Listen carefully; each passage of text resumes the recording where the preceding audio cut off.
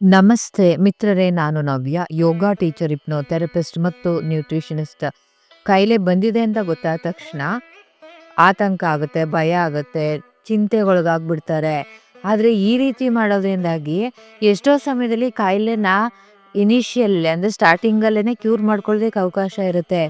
ಯಾವಾಗ ನಾವು ಸ್ಟ್ರೆಸ್ಗೊಳಗಾಗ್ತೀವಿ ಆ ಕಾಯಿಲೆನ ಪರ್ಮನೆಂಟಾಗಿ ಉಳಿಸ್ಕೊಂಡ್ಬಿಡ್ತೀವಿ. ಹಾಗೆ ಮಾಡೋಕ್ಕೆ ಯಾರಿಗೂ ಇಷ್ಟ ಇಲ್ಲ. ಆದರೆ ಕಾಯಿಲೆ ಅಂದರೆ ಏನು? ಕಾಯಿಲೆಗೆ ಪರ್ಮನೆಂಟ್ ಸೊಲ್ಯೂಷನ್ ಇದು ಎರಡೂ ಕೂಡ ಗೊತ್ತಿಲ್ಲದೆ ಇರೋ ಕಾರಣಕ್ಕೋಸ್ಕರ ಪ್ಯಾನಿಕ್ ಆಗೋದು ಅಷ್ಟೇ. ಕಾಯಿಲೆ ಅಂದ ತಕ್ಷಣ ಆಸ್ಪತ್ರೆಗೆ ಹೋಗೋದು, ಲೈಫ್ ಲಾಂಗ್ ಮಾತ್ರೆ ತಗೊಳ್ಳೋದು. ಇಲ್ಲಿ ಆಕ್ಸಿಡೆಂಟ್ ಮತ್ತು ವೈರಸ್ ರಿಲೇಟೆಡ್ ಕಾಯಿಲೆಗಳ ಬಗ್ಗೆ ಮಾತಾಡ್ತಾ ಇಲ್ಲ.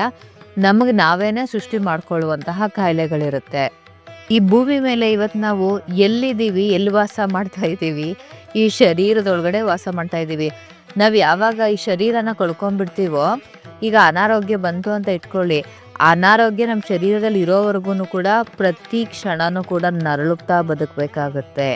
ಇಲ್ಲಿ ಏನೆಲ್ಲ ಇದ್ರೂ ಕೂಡ ನಾವು ಚೆನ್ನಾಗಿರೋದಕ್ಕೆ ಅವಕಾಶನೇ ಆಗಲ್ಲ. ಇನ್ನೊಂದು, ಯಾವಾಗ ಶರೀರಕ್ಕೆ ಅನಾರೋಗ್ಯ ಬಂತು ಮುಂದುವರೆದೇನಾಗುತ್ತೆ, ಹಾಳಾಗುತ್ತೆ. ಒಂದು ದಿನ ಈ ಭೂಮಿ ಮೇಲೆ ನಾವು ಬದುಕೋ ಅವಕಾಶನೇ ಕಳ್ಕೊಳ್ತೀವಿ. ಆದರೆ ಇದು ನಮಗೆ ಅರ್ಥ ಇಲ್ಲ. ಇಲ್ಲಿ ನಾವು ಎಲ್ಲಾದ್ರ ಕಡೆನೂ ಗಮನ ಕೊಟ್ಟಿದ್ದೀವಿ, ಎಲ್ಲದಕ್ಕೂ ಬೆಲೆ ಕೊಡ್ತಾ ಇದ್ದೀವಿ. ಇಲ್ಲಿ ನಾವು ಬದುಕೋದಕ್ಕೆ ಏನು ಮುಖ್ಯ ಆಗಿದೆ, ಈ ಶರೀರ ಆ ಭಗವಂತ ಕೊಟ್ಟಿರೋ ವರ, ನಮಗಿದು ದೇವಸ್ಥಾನ ಕಣ್ರಿ. ಅದನ್ನು ಆ ಕೊಡುಗೆ ಏನು, ಮತ್ತು ಈ ಸಂಪತ್ತುಗಳಲ್ಲಿ ಮೊದಲನೇ ಸಂಪತ್ತು ನಾವು ಹೆಚ್ಚು ಪ್ರಾಧಾನ್ಯತೆ ಕೊಡಬೇಕಾಗಿರೋದು, ನಾವು ಗಮನಿಸ್ಬೇಕಾಗಿರೋದು ಈ ಶರೀರನ. ಯಾರೂ ಅದ್ರ ಬಗ್ಗೆ ಅರ್ಥ ಮಾಡ್ಕೊಂಡಿಲ್ಲ, ಯಾರೂ ಕೂಡ ಅದಕ್ಕೆ ಕೊಡಬೇಕಾದಂತಹ ಬೆಲೆಯನ್ನು ಕೊಡ್ತಾ ಇಲ್ಲ. ಏನು ಮಾಡ್ತೀವಿ ನಾವು? ಇಡೀ ದಿನ ಕಳೆಯೋ ರೀತಿಲಿರಬಹುದು, ನಾವು ತಿನ್ನುವ ಊಟ, ಆಲೋಚನೆ, ಇದೆಲ್ಲದ್ರ ಮೂಲಕ ಶರೀರಕ್ಕೆ ತೊಂದರೆ ಕೊಡ್ತಾ ಹೋಗ್ತೀವಿ. ಭಗವಂತನೂ ಕೂಡ ಕರುಣಾಮಯಿನೇ. ಆ ಭಗವಂತ ನಮಗೆ ಅನಾರೋಗ್ಯ ಅನ್ನೋವಂತಹ ಸಿಗ್ನಲ್ನ ಇಟ್ಟಿಲ್ಲ ಅಂತ ಹೇಳಿದಿದ್ರೆ, ಈಗ ನೀವೇನೋ ತಪ್ಪು ಮಾಡ್ತಾ ಇದ್ರ ಇದ್ರ ಮೂಲಕ ಅದರಿಂದ ಶರೀರಕ್ಕೆ ತೊಂದರೆ ಆಗ್ತಾ ಇದೆ. ಆ ಥರ ನಮಗೆ ಒಂದು ಸಿಗ್ನಲ್ಲು ಅನಾರೋಗ್ಯ ಅನ್ನೋದು ಇರಲಿಲ್ಲ ಅಂತ ಹೇಳಿದ್ರೆ ನೇರವಾಗಿ ಸತ್ತು ಹೋಗ್ತಾ ಇದ್ವಿ. ನಾವು ಕೊಡೋ ತೊಂದರೆ, ನಾವು ಸೃಷ್ಟಿಸುವಂತಹ ಆ ಸಮಸ್ಯೆ ಏನಿರುತ್ತೆ ಶರೀರಕ್ಕೆ, ಪೂರ್ತಿ ಸತ್ತು ಹೋಗೋ ಬದಲಿಗೆ ಈಗ ಏನು ಆ ತೊಂದರೆನ ನಾವು ಸೃಷ್ಟಿ ಮಾಡ್ಕೊಳ್ತಾ ಇದ್ದೀವಿ, ನಮಗೆ ನಾವು ಅದನ್ನು ತಿದ್ದುಕೊಳ್ಳೋದಕ್ಕೆ ನಮಗೆ ಒಂದು ಅವಕಾಶ. ಆದರೆ ಇಲ್ಲಿ ಕಾಯಿಲೆ ಅಂತ ಹೇಳಿದ್ರೆ ಈ ದೃಷ್ಟಿಕೋನದಿಂದ, ನಿಜವಾದ ಅರ್ಥದಲ್ಲಿ ಕಾಯಿಲೆ ಅಂತ ಹೇಳಿದ್ರೆ ಇದು, ಈ ದೃಷ್ಟಿಕೋನದಿಂದ ನೋಡೋದಕ್ಕೆ ಅವಕಾಶನೇ ಇಲ್ಲ, ಗೊತ್ತೇ ಇಲ್ಲ. ಈ ಜ್ಞಾನ ಇಲ್ಲದೆ ಇರೋದ್ರಿಂದ ಪ್ಯಾನಿಕ್ ಆಗ್ತೀವಿ. ಮತ್ತು ಪರ್ಮನೆಂಟ್ ಸೊಲ್ಯೂಷನ್ಗಳು ಇದೆ, ಸರಿಯಾದ ಪರಿಹಾರ ಅನ್ನೋದು ಇದೆ. ಆ ಪರಿಹಾರಗಳು ಕೂಡ ಗೊತ್ತಿಲ್ಲದೆ ಇರೋದು ಕಾರಣ ಆಗುತ್ತೆ. ನಾವಿಲ್ಲಿ ನಮ್ಮ ತಪ್ಪನ್ನು ತಿದ್ಕೋಬೇಕು. ಒಬ್ಬರು ಆ್ಯಕ್ಟರ್, ಅವರು ನನಗೆ ನೇಮ್ ಗೊತ್ತಿಲ್ಲ, ಅವರು ಒಂದು ಇಂಟರ್ವ್ಯೂನಲ್ಲಿ ಹೇಳ್ತಾ ಇದ್ರು, ಅವರಮ್ಮ ಸಿಂಗಲ್ ಪೇರೆಂಟಾಗಿ ಮಕ್ಕಳನ್ನ ಬೆಳೆಸ್ತಾ ಇದ್ರು. ಅವ್ರು ಬ್ಯಾಂಕಲ್ಲಿ ವರ್ಕ್ ಮಾಡ್ತಾಯಿದ್ರು. ತುಂಬ ಸ್ಟ್ರೆಸ್ ಆಗುತ್ತೆ ಅಲ್ವ, ಈಗ ಒಬ್ಬ ತಾಯಿಯಾಗಿತ್ಕೊಂಡು ಮಕ್ಕಳನ್ನ ಬೆಳೆಸ್ಬೇಕು, ಕೆಲಸಕ್ಕೆ ಹೋಗಬೇಕು ಅಂತ ಹೇಳಿದ್ರೆ. ಆಮೇಲೆ ಒಂದಷ್ಟು ಜನ ಏನು ಮಾಡ್ತಾರೆ, ಅವರ ಬೇಸಿಕ್ ನೀಡನ್ನು ಕೂಡ ಫುಲ್ಫಿಲ್ ಮಾಡ್ಕೊಳ್ಳೋದಿಲ್ಲ.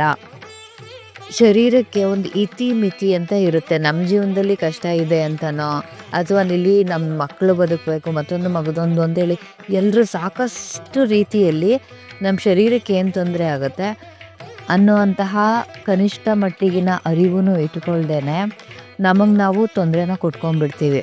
ಅವ್ರು ಪೂರ್ತಿ ಸ್ಟ್ರೆಸ್ ಮಾಡ್ಕೊಂಡಿದ್ರು. ನಾನೀಗೇನು ಹೇಳಿದೆ, ಅವರು ಕೊನೆಗೆ ಅವ್ರು ಕ್ಯಾನ್ಸರ್ ಬಂದು ತೀರ್ಕೊಂಡ್ರು. ಅವ್ರು ಹೇಳಿದ್ದು, ಕೊನೆಗೆ ನಾನು ಸಕ್ಸಸ್ ಆಗೋದನ್ನು ನೋಡೋದಕ್ಕೂ ಕೂಡ ನಮ್ಮ ತಾಯಿ ಇರಲಿಲ್ಲ ಅಂತ ಹೇಳಿ. ಸಾಕಷ್ಟು ಜನ ಜವಾಬ್ದಾರಿ ಹೆಸರಲ್ಲೋ ಮತ್ತೊಂದರಲ್ಲೋ ಮಗದೊಂದು ಅವರ ಗುಣದಿಂದನೋ ಅವ್ರ ದಡ್ತನದಿಂದನೋ ಎಷ್ಟೋ ವಿಚಾರಗಳನ್ನ ಒಳ್ಳೆತನ ಅಂದ್ಕೊಂಡಿರ್ತಾರೆ. ಆ ಕಾರಣದಿಂದನೋ ಇನ್ನು ಕೆಲವರು ತುಂಬ ಅತಿಯಾದ ಸಿಹಿ ಸಂತೋಷ, ಅವರ ಆನಂದದಿಂದ ಹಾಳು ಮಾಡೋರು ಇರ್ತಾರೆ.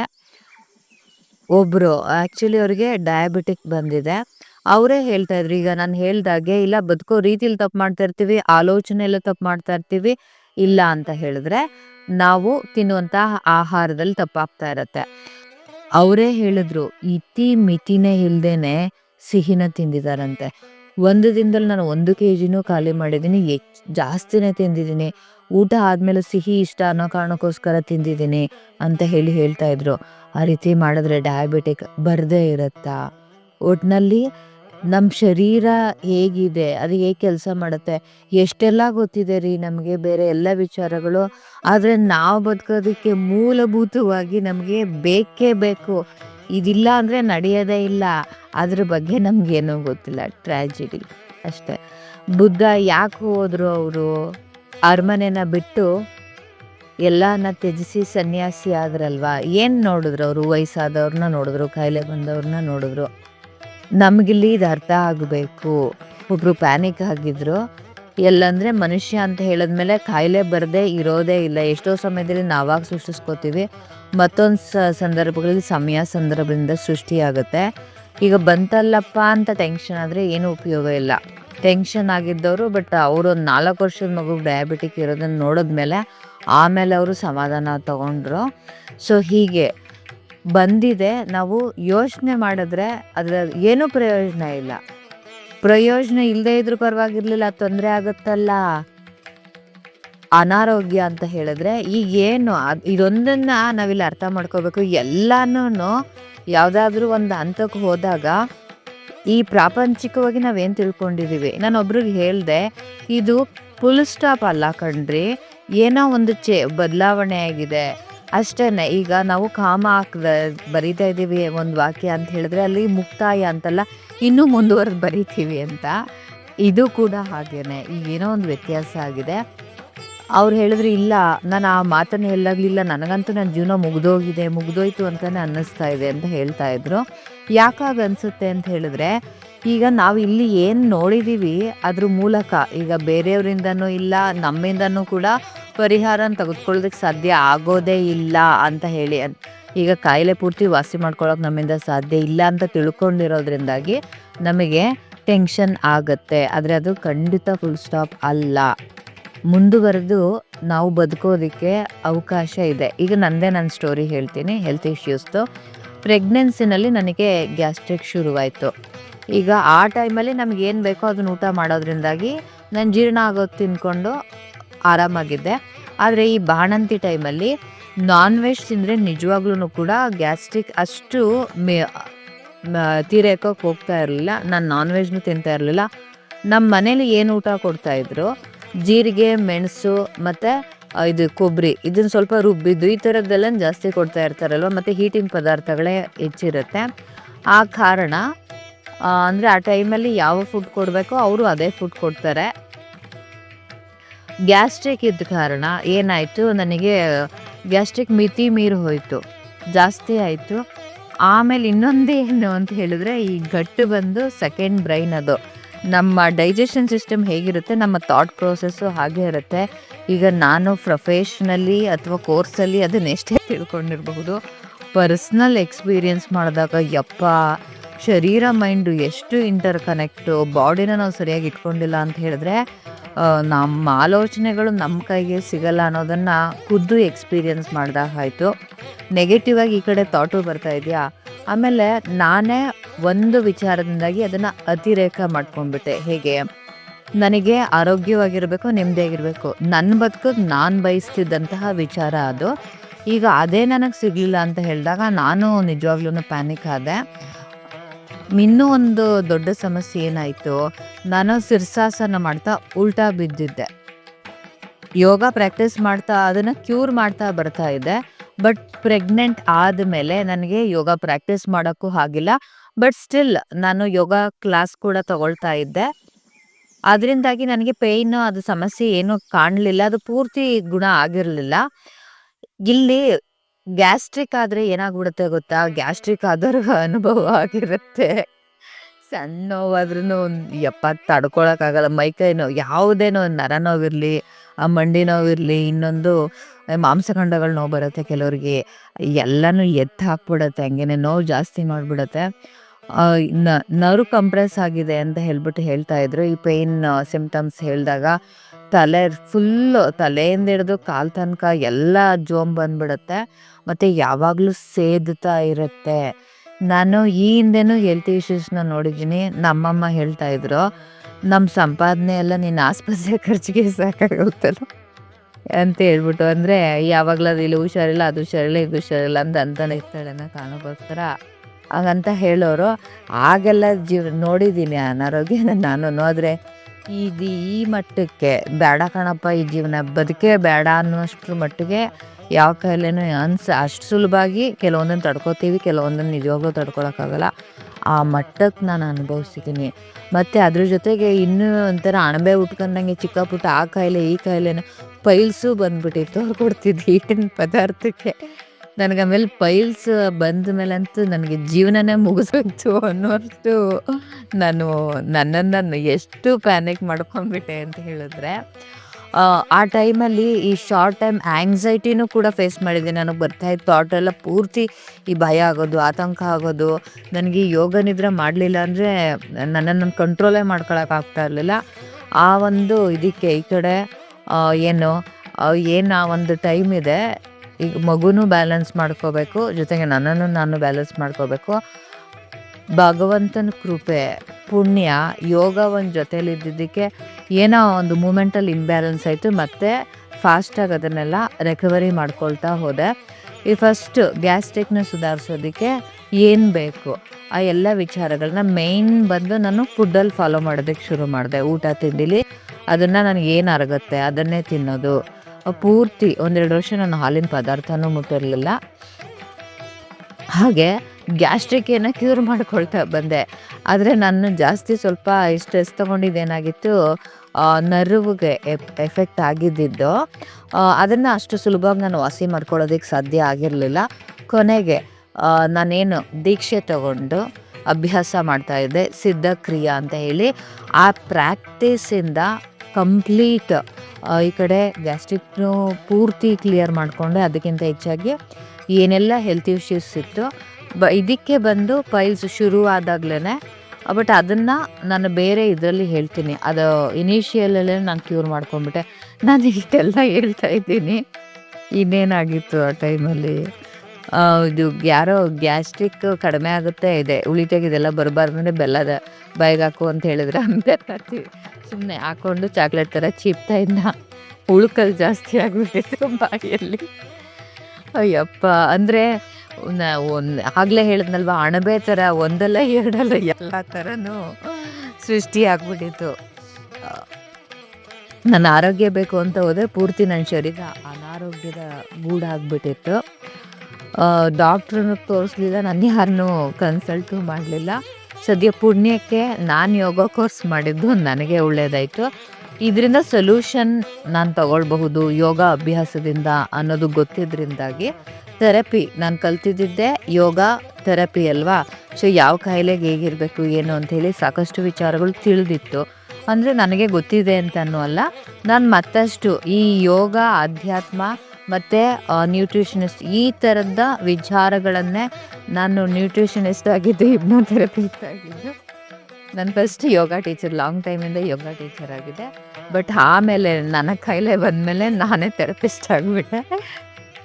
ಓಕೆ, ಸೊ ಅದಕ್ಕೆ ನನಗೆ ಗೊತ್ತಿರೋ ಮಟ್ಟಿಗೆ ಬೇರೆಯವರು, ಈಗ ಒಬ್ಬರು ಹೇಳಿದ್ರು ಏನಂತ, ಸೈಕಿಯಾಟ್ರಿಸ್ಟ್ ಹತ್ರ ಹೋಗ್ಬಿಟ್ಟು ಅವರು ನನಗೆ ಕ್ಯೂರ್ ಮಾಡೋಕ್ಕಾಗಿರಲಿಲ್ಲ, ಬಟ್ ನೀವು ಕ್ಯೂರ್ ಮಾಡಿದ್ರಲ್ಲ ಅಂತ ಹೇಳಿದ್ರು.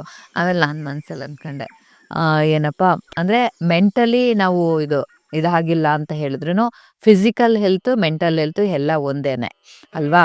ಸೊ ಈಗ ನಾನು ಫಿಸಿಕಲಿ ನೋಡಿದ್ದೀನಿ, ಶರೀರದಲ್ಲಿ ಅನಾರೋಗ್ಯ ನೋಡಿರೋದ್ರಿಂದಾಗಿ ನಾನು ಅಂದ್ಕೊಂಡೆ, ಅಯ್ಯೋ ನಾನು ಅವರು ಒಳ್ಳೆ ವೈದ್ಯರಿರ್ಬೋದು, ಆದರೆ ನಾನು ಹಳೆ ರೋಗಿ. ಹೊಸ ಡಾಕ್ಟ್ರಿಗಿಂತ ಹಳೆ ರೋಗಿ ಬೆಟರ್ ಅಂತ ಕೇಳಿದ್ದೀವಲ್ವ ಕಥೆನ. ಸೊ ಆ ಥರ ನಿಮಗೆ ಸೊಲ್ಯೂಷನ್ ಕೊಡೋದಕ್ಕೆ ನನಗೆ ಸಾಧ್ಯ ಆಗ್ತಾ ಇದೆ ಅಂತ ಹೇಳಿ ಮನಸ್ಸಲ್ಲಿ ಅಂದ್ಕೊಂಡೆ. ಈಗ ನಾನು ಇಷ್ಟು ಹೇಳಿದೆ ಅಲ್ವಾ, ಮೇಯ್ನ್ ಅತಿ ಹೆಚ್ಚಾಗಿ ನಾನು ಬದಲಾವಣೆ ಮಾಡ್ಕೊಂಡು, ಒಂದು ಪೂರ್ತಿ ಊಟದಲ್ಲಿ ನಿಧಾನವಾಗಿ ನನಗೆ ಏನು ಜೀರ್ಣ ಆಗುತ್ತೆ, ಯಾವಾಗ ಏನು ತಿನ್ನಬೇಕು ಅಷ್ಟನ್ನೇ ಕರೆಕ್ಟಾಗಿ ನಾನು ಫಾಲೋ ಮಾಡ್ತಾ ಬಂದೆ. ಸಂಜೆ 5ರಿಂದ 6 ಗಂಟೆ ಒಳಗಡೆನೇ ಊಟ. ಆಮೇಲೆ ಜೀರ್ಣ ಆಗೋದಷ್ಟೇ ಊಟ ಮಾಡೋದು. ನಮ್ಮ ಕಡೆ ಉಪ್ಸಾರು ಅಂತ ಮಾಡ್ತೀವಿ ಪ್ರತಿದಿನ. ನಾನು ಇವತ್ತಿಗೂ ಅಷ್ಟೇ, ನಮ್ಮ ಮನೇಲಿ ಎಲ್ಲರೂ ಅದನ್ನೇ ತಿನ್ನಬೇಕು, ಜೀರ್ಣ ಆಗುತ್ತೆ, ಒಳ್ಳೆ ನಿದ್ದೆ ಬರುತ್ತೆ. ರಾತ್ರಿ ಹೊತ್ತು ಬೇರೆ ಯಾವ ಊಟನೂ ತಿನ್ನಲ್ಲ ನಾನು. ಯಾವ ಫಂಕ್ಷನಲ್ಲೂ ನಾನು ಎಲ್ಲೂ ಊಟ ಮಾಡಲ್ಲ. ನಾನು ತಿನ್ನಲ್ಲ ಅಂದಮೇಲೆ ನಾನು ತಿನ್ನಲ್ಲ ಅಷ್ಟೇ. ಸಂಜೆ ಒಳಗಡೆ ಆಮೇಲೆ ಎಣ್ಣೆ ಪದಾರ್ಥ ಆಳು ಮುಳು ಮತ್ತೊಂದು ಮಗದೊಂದು ತಿನ್ನಲ್ಲ. ಅದೇ ಬೆಳಗ್ಗೆಗೆ ಇಟ್ಕೊಂಡು ತಿನ್ನೋಕ್ಕಾದ್ರೆ ತಿಂತೀನಿ, ಇಲ್ಲ ಅಂತ ಹೇಳಿದ್ರೆ ನಾನು ತಿಂದೇ ಇದ್ರೂ ಪರವಾಗಿಲ್ಲ, ನಾನು ಮುಟ್ಟಲ್ಲ. ಖಂಡಿತವಾಗಿ ಊಟದಲ್ಲಂತೂ ನಾನು ಕಡ್ಡೆರಡು ತುಂಡು ಮಾಡಿದಾಗೆ ಮಾಡಿದ್ದು. ಮತ್ತು ಯೋಗ ಪ್ರಾಕ್ಟೀಸ್ನ ಪ್ರಾಪರಾಗಿ ಮಾಡ್ತಾಯಿದ್ದೆ. ಫಿಸಿಕಲಿ ನಾನು ಏನು ಈಗ ಸೂರ್ಯ ನಮಸ್ಕಾರ ಮಾಡ್ತೀವಿ, ಆಸನ ಮಾಡ್ತೀವಿ, ಬಟ್ ಅದು ಕಂಪ್ಲೀಟ್ ರಿಸಲ್ಟ್ ಕೊಡಲ್ಲ. ಯೋಗ ಅಂತ ಹೇಳಿದ್ಮೇಲೆ ಕರೆಕ್ಟಾಗಿ ಎಕ್ಸಸೈಸಿಂದ ಶುರು ಮಾಡಿ ಸೂರ್ಯ ನಮಸ್ಕಾರ, ಸ್ವಲ್ಪ ಆಸನ ಮತ್ತು ಪ್ರಾಣಾಯಾಮ, ಆಮೇಲೆ ಮೆಡಿಟೇಷನು, ಇದನ್ನೆಲ್ಲ ಏನು 2-3 ಗಂಟೆ ತಗೋಬೇಕಾಗಿಲ್ಲ, 1 ಅವರಲ್ಲೇ ಬಟ್ ಪೂರ್ತಿ ಪ್ಯಾಕೇಜ್ ಥರ ಸರಿಯಾಗಿ ಅಭ್ಯಾಸ ಮಾಡಬೇಕು. ನಾನು ನಾರ್ಮಲ್ ಮೆಡಿಟೇಷನ್ಗಿಂತ ನಾನು ಏನು ದೀಕ್ಷೆ ತಗೊಂಡಿದ್ದೆ ಆ ಸಿದ್ಧಕ್ರಿಯೆನ ಅಭ್ಯಾಸ ಮಾಡಿದೆ. ಹೆಲ್ತ್ ಇಶ್ಯೂಸು ಕ್ಲಿಯರ್ ಆಯಿತು. ಅದಕ್ಕಿಂತ ಒಂದು ಅದ್ಭುತ ನಡೀತು. ಏನಂತಂದರೆ ಈಗ ಈ ಒಂದು ಏನು ಸಿದ್ಧಕ್ರಿಯೆನ ಅಭ್ಯಾಸ ಮಾಡ್ತಾ ಬದುಕ್ತಾ ಇರೋ ಜೀವನ ಇದೆ ಅಲ್ವಾ, ಈಗ ಇಲ್ಲಿ ನಾನು ಹೇಳಿದೆ ಪ್ಯಾನಿಕ್ ಆಗ್ತೀವಿ. ಯಾಕೆ ಅಂತ ಹೇಳಿದ್ರೆ ಎಲ್ಲನೂ ನಮ್ಮ ಕೈ ಮೀರಿದಂಥ ವಿಚಾರಗಳಾಗಿರುತ್ತೆ. ಇಲ್ಲಿ ಹೊರಗಡೆಯಿಂದನೂ ಸೊಲ್ಯೂಷನ್ ಸಿಗ್ತಾಯಿಲ್ಲ, ನಮಗೂ ಏನು ಮಾಡ್ಕೋಬೇಕು ಅಂತ ಗೊತ್ತಾಗಲ್ಲ. ಆದರೆ ಅದಕ್ಕೂ ಮೀರಿದಂತಹ ವಿಚಾರಗಳಿದೆ ಪ್ರಪಂಚದಲ್ಲಿ. ಮನುಷ್ಯ ಬದುಕೋದಕ್ಕೆ ಅವಕಾಶ ಆಗುವಂತಹ ವಿಚಾರಗಳು ಖಂಡಿತ ಇದೆ. ಆದಿಯೋಗಿ ಶಿವ ಕಣ್ರಿ ಯೋಗನ ನಮ್ಗೆ ಇಂಟ್ರಡ್ಯೂಸ್ ಮಾಡಿದ್ದು. ಆ ಭಗವಂತ ಅವತ್ತೇ ಅಷ್ಟೆಲ್ಲ ಯೋಚನೆ ಮಾಡಿದ್ನ, 5,000 ವರ್ಷದ ಹಿಂದೆನೇ ಕೊಟ್ಟಿದ್ದ ಇದನ್ನೆಲ್ಲ ನಮಗೆ. ನಾವು ಉಪಯೋಗಿಸ್ಕೋತಾ ಇಲ್ಲ ಅಂದರೆ ಅದಕ್ಕೆ ಯಾರು ಹೊಣೆ ಅಲ್ವಾ? ಸೊ ಈಗ ಏನು ಈ ಹಿಂದೆ ನನಗೋಸ್ಕರ ನಾನು ಏನು ಮಾಡ್ಕೊಳ್ತಾ ಇದ್ದೆ, ನಾನು ಹೇಗೆ ಲೈಫ್ ಲೀಡ್ ಮಾಡ್ತಾ ಇದ್ದೆ, ಅದಕ್ಕೂ ಮೀರಿ ಅದಕ್ಕಿಂತನೂ ಜೀವನ ಅದ್ಭುತವಾಗಿದೆ. ಈಗ ಅನಾರೋಗ್ಯ ಜೀವನನ ಹಾಳು ಮಾಡುತ್ತೆ ಅನ್ನೋದಾಗಿದ್ದಿದ್ರೆ ನನ್ನ ಜೀವನನೂ ಹಾಳಾಗ್ಬಿಡ್ಬೇಕಾಗಿತ್ತು. ಅದು ಹೇಗೆ ಹಾಳಾಗಲಿಲ್ಲ? ಆ ಕಾಯಿಲೆ ನಮ್ಮ ನೆಂಟನ ಅಲ್ಲ ತಾನೆ. ಓ ನವ್ಯ, ನಿನಗೆ ಬೇಡ, ನಾನು ತೊಂದರೆ ಕೊಡಲ್ಲ, ನಾನು ಹೊರಟೋಗ್ತೀನಿ ಅಂತ ಹೊರಟೋಯ್ತೇನು? ಇಲ್ಲ, ಸೊಲ್ಯೂಷನ್ ಇದೆ. ಆ ಸೊಲ್ಯೂಷನ್ ಆ ದಿನ ಫೈಂಡ್ ಔಟ್ ಮಾಡ್ಕೊಂಡಿದ್ದಕ್ಕೆ, ಮತ್ತು ಆ ಸೊಲ್ಯೂಷನ್ ಇದೆಯಲ್ಲ, ಆ ಆದಿ ಮನುಷ್ಯನಿಗೆ ಅದ್ಭುತವಾದ ಜೀವನವನ್ನು ಕಟ್ಕೊಡುತ್ತೆ. ಆ ಆದಿ ಸಿಕ್ತಲ್ವಾ, ಇನ್ನೇನು ಬೇಕು? ಏನೋ ಒಂದು 4 ದಿನ ಅರಳಿದ್ರೂ ಪರವಾಗಿಲ್ಲ, ಇಷ್ಟು ಅದ್ಭುತವಾಗಿ ಬದುಕ್ತೀವಿ ಅಂತ ಹೇಳಿದ್ರೆ. ಮತ್ತು ಈಗ ಬದುಕ್ತಾ ಇರೋ ಜೀವನ ಇದೆ ಅಲ್ವಾ, ನಾನು ಇವತ್ತು ಈ ವಿಡಿಯೋ ಮಾಡ್ತಾಯಿದ್ದೀನಿ. ಇವತ್ತು ಕೂಡ ನಾನು ಒಂದು ಏನು ತುಂಬ ನೆಗೆಟಿವ್ ಸಿಚುಯೇಷನ್, ದುಡ್ಡಿನ ವಿಚಾರದಲ್ಲಿ ಯಾರಿಂದ ಮೋಸ ಆಯಿತು ಅಂದರೆ ಹೇಳಿದ್ರೆ ಪ್ಯಾನಿಕ್ ಆಗಬಾರ್ದು, ಸುಮ್ಮನೆ ಆಗಬೇಕು ಆ ಥರ ಅಲ್ಲ. ಹೌದು ಆಗ್ತೀವಿ, ಆಗಲ್ಲ ಅಂತ ಅಲ್ಲ. ಆದರೆ ಇವತ್ತು ನನಗೆ ಅರ್ಥ ಆಗಿದೆ. ಅವತ್ತು ನಾನು ಹೆಲ್ತನ್ನ ಕಳ್ಕೊಂಡಾಗ ನನ್ನ ಜೀವನದಲ್ಲಿ ಎಲ್ಲ ಚೆನ್ನಾಗಿತ್ತು. ನನ್ನ ಲೈಫಲ್ಲಿ ಸಕ್ಸಸ್ನ ನೋಡಿದ್ದೀನಿ, ಹಣ ನೋಡಿದ್ದೀನಿ, ಫ್ಯಾಮಿಲಿನಲ್ಲಿ ಒಳ್ಳೆ ರಿಲೇಷನ್ಶಿಪ್ ಇದೆ, ಫ್ರೆಂಡ್ಸ್ ಇದ್ದಾರೆ, ಎಲ್ಲ ಇದ್ದೂ ಕೂಡ ಅವತ್ತು ನನ್ನ ಶರೀರ ಚೆನ್ನಾಗಿಲ್ಲ ಅಂತ ಹೇಳಿದಾಗ ನನ್ನೊಳಗಡೆ ಆ ನೋವಿತ್ತಲ್ಲ, ಆ ಸಂಕಟದಲ್ಲಿ ನಾನು ಖುಷಿಯಾಗಿರೋದಕ್ಕೆ ಸಾಧ್ಯನೇ ಆಗಿಲ್ಲ. ಸತ್ಯವಾಗ್ಲೂ ಒಂದು ಮಾತು ಹೇಳ್ತೀನಿ, ನಾನು ಏನು ಬಾಣಂತಿ ಅಂತ ಹೇಳಿದ್ಮೇಲೆ ಒಂದು ರೂಮಲ್ಲಿ ಕೂಡ ಆಗ್ತಾರಲ್ವ ಇದ್ದೀನಿ.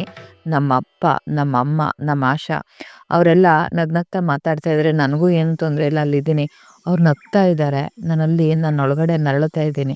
ಯಾರು ಏನು ತಗೊಳಕ್ಕಾಗುತ್ತೆ ಆ ನೋವನ್ನ, ಆ ಸಂಕಟನ. ಏನೆಲ್ಲ ಚೆನ್ನಾಗಿರಬಹುದು, ಏನೆಲ್ಲ ಸರಿಯಾಗಿರ್ಬೋದು. ಆಮೇಲೆ ಮಗು ಅಂತೂ ನನಗೆ ಆ ಟೈಮಲ್ಲಿ ಅವನೇ ಅಮ್ಮ ನಾನೇ ಮಗನ ಥರ ಅಂತ ಹೇಳ್ಬೋದು. ಎಳೆ ಮಗುನೇ ಭಗವಂತನಿಗೆ ಅವನ ದೇವಸ್ಥಾನ ಕರ್ಕೊಂಡೋದಾಗ, ನೀನೇ ನನ್ನ ಮಡ್ಲಲ್ಲಿ ಇದೆಯೇ, ನಿನ್ನನ್ನು ಏನಪ್ಪ ಕೇಳ್ತಾನೆ ಅನ್ನುವಷ್ಟು ಸಮಾಧಾನವಾಗಿ ಯಾವತ್ತೂ ತಾಳ್ಮೆಯಿಂದ ನಡ್ಕೊಂಡಿದೆ. ಆ ಸಂದರ್ಭಕ್ಕೆ ಅವನೇ ದೇವರಾಗಿದ್ದ ಹೇಳ್ಕೋಬೇಕು ಅಂದರೆ. ಅಷ್ಟಿದ್ದಾಗಲೂ ಕೂಡ ನನ್ನನ್ನು ನಾನು ಸಮಾಧಾನ ಪಡಿಸ್ಕೊಳಕ್ಕೆ ಆಗ್ತಾ ಇರಲಿಲ್ಲ. ಏಕೆಂದರೆ ಬಾಡಿ ನನಗೆ ಸಪೋರ್ಟ್ ಮಾಡ್ತಾ ಇರಲಿಲ್ಲ. ಬಾಡಿ ಸಪೋರ್ಟ್ ಮಾಡಿಲ್ಲ ಅಂತ ಹೇಳಿದ್ರೆ ನಾವು ಪಾಸಿಟಿವ್ ಆಗಿ ಥಿಂಕ್ ಮಾಡೋದಕ್ಕೆ ಆಗೋದೇ ಇಲ್ಲ. ಅದೊಂಥರ ನಾನು ಹೇಳಿದ್ನಲ್ವ ನರ, ಅದನ್ನ ನೆತ್ತಿಗೆ ಹತ್ತಿದಾಗ ಈ ಪೋರ್ಷನ್ನು ಬ್ಲಾಕ್ ಆದಾಗ ಮೂಗಿನ ಇದರಿಂದ ಬ್ಲಾಕ್ ಆಗಿಬಿಡೋದು. ನನಗೆ ಎಷ್ಟು ಸಮಾಧಾನ ತೊಗೊಂಡು ಅಂದರೆ ಅರ್ಚೋದು ಮಾಡ್ತೀವಿ ಹುಚ್ಚುಚ್ಚಾಗಿ ಅಂತಲ್ಲ, ನಮ್ಮ ಒಳಗಡೆ ಹೊರಗಡೆಯಿಂದ ನೋಡಿದವ್ರಿಗೆ ಏನು ಅನ್ಸಲ್ಲ, ಗೊತ್ತೇ ಆಗಲ್ಲ.